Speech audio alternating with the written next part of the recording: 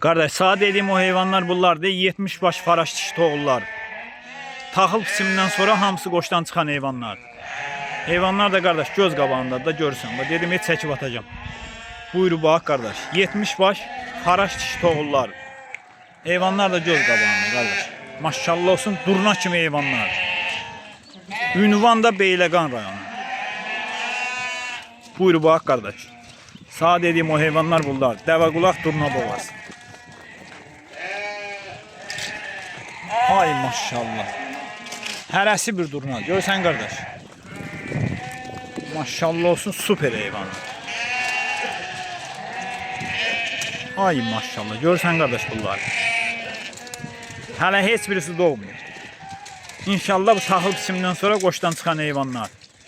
Bax kardeş.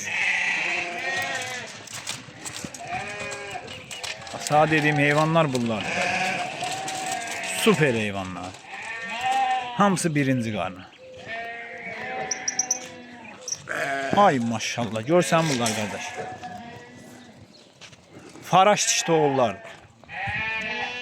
Hazır hamısı qırxılıb.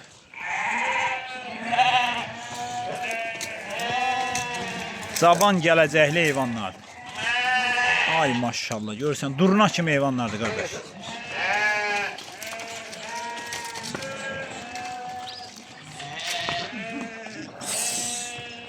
Süper kardeş.